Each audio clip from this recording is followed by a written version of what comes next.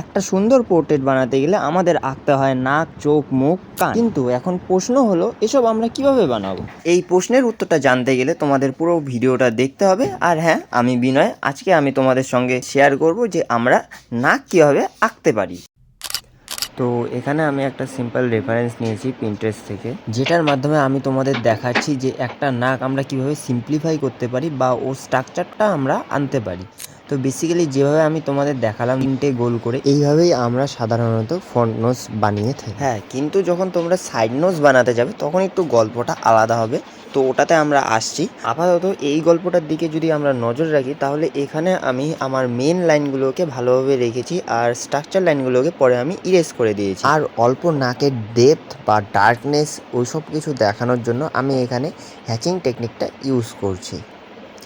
এই যে আরেকটা নতুন গল্প যেখানে আমরা আঁকছি সাইড নোজ। আচ্ছা, এই গল্পের দিকে যদি তোমরা চোখ রাখো তাহলে তোমাদের দেখতে হবে নাকটা কোন সাইডে আছে, বা সাইডে নাকি ডান সাইডে। এখানে যেহেতু বা সাইডে আছে নাকটা, তাহলে স্ট্রেট লাইনটা হবে বা সাইডে আর বড় সার্কেলটা হবে একদম এজে, আর তার পাশেই হবে ছোট সার্কেলটা। এই স্ট্রাকচারের পরের যে গল্পটা আছে ওটা সব নাকের ক্ষেত্রে একই হবে, কিন্তু অন্যান্য নাকের ক্ষেত্রে স্ট্রাকচারের গল্পটা হবে একটু আলাদা।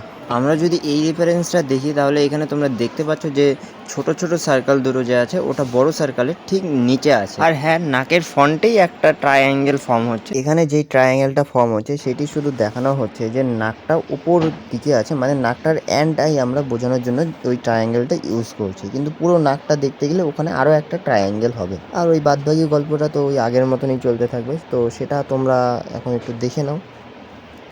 আচ্ছা, গল্প শেষ। এখানে দেখো আমাদের কাছে একটা নতুন নাক চলে এসেছে, যেটা দেখতে একটু তীরের ফলার মতো, মানে তীরের সামনে যে পার্টটা থাকে যেটা একদম শার্প, ওটার মতো এটার শেপ।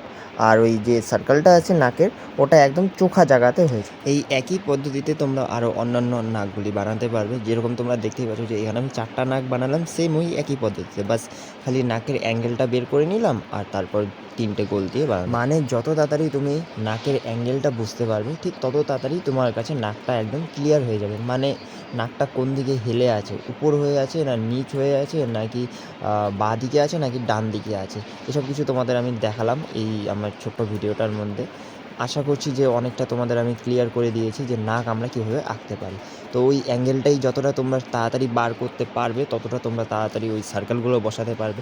আর যদি অ্যাঙ্গেল আর সার্কেল একবারে তোমরা বার করতে পেরে যাও তাহলে তো কংগ্রাচুলেশন, তুমি নাক আর্ট করতে পারো। এই ছিল আজকের একটি ছোট্ট ভিডিও। আই হোপ কি আমি তোমাদের সাথে নতুন কিছু শেয়ার করতে পেরেছি। যদি পারি তাহলে একটু কমেন্টে জানিয়ে দিও, আর যদি ভিডিওটা থেকে তোমার একটু কিছু যদি হেল্প হয় তাহলে একটু লাইক করে দিও আর একটা সাবস্ক্রাইব করে দিও। এটা ছিল আমার প্র্যাকটিস ওয়ার্ক, যেখানে আমি তোমাদের সাথে শেয়ার করলাম। এরপরে আমি আরও অন্যান্য জিনিস প্র্যাকটিস করবো, ওগুলো আস্তে আস্তে টিউটোরিয়াল টাইপ করে তোমাদের সঙ্গে শেয়ার করব।